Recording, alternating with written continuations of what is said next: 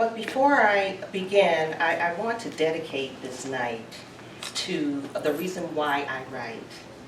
I write for so many things, but I think one reason why I write is a reason that you might not know. And that reason is for my cheerleader. She is someone that if she were not my daughter, that I would have to adopt. She's a wonderful agent, and I just would not be here without Miss Tiana Robinson.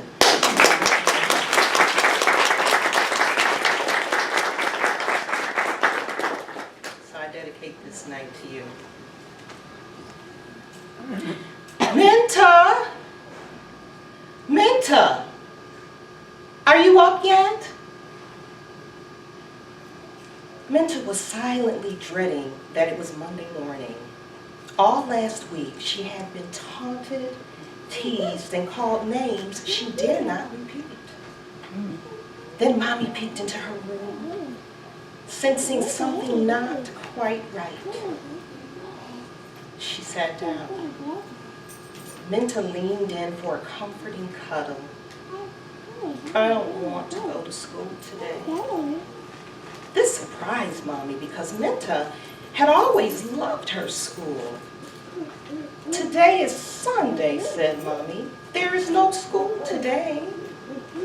But tell me why you don't want to go to school. Because, said Minta, the kids call me names. Minta, I'm going to tell you about your namesake, Araminta Ross, better known as Harriet Tubman. The Niagara River is sometimes called the River Jordan. I believe that Harriet Tubman traveled to Canada from this very spot. Over and over again, she made the long, dangerous journey into the South to bring enslaved Africans north to freedom. They braved these waters to reclaim their lives on the other side. Grandma Abigail paused and continued. Minta, we are standing on the same soil that Harriet Ross Tubman stood upon more than 150 years ago. This is holy ground. Imagine being born in Dorchester County, Maryland in the 1800s. Araminta Ross lived daily with the threat of being sold away from her family and friends. She experienced much loss in her life. However, she accepted the life that others carved out for her. She never accepted the life. Enslavement motivated her to ask her own destiny, to seek her own destiny of freedom for herself and others.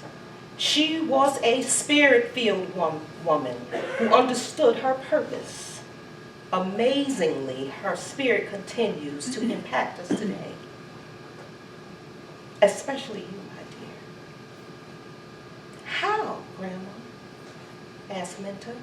By defining herself, explained Grandma Abigail. Harriet Tubman refused to be labeled. She rejected name calling.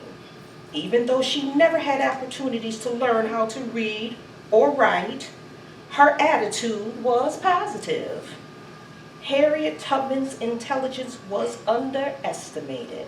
Her cleverness was unexpected.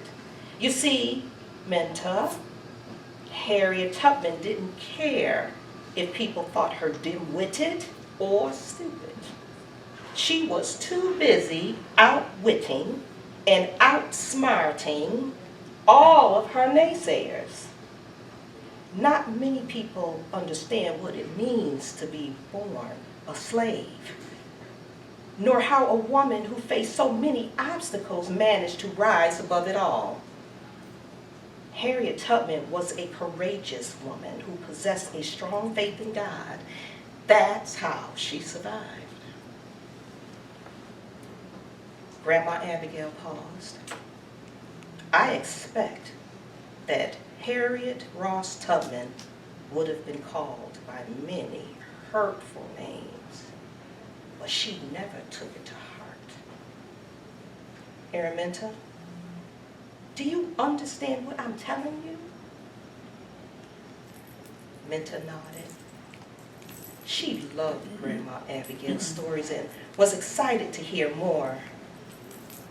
But instead, in a soft voice, Grandma Abigail said, Minta, you are a smart girl. Minta looked away. She did not want to think about school, but Grandma Abigail pushed on. I have a special way of reading words. That is my gift.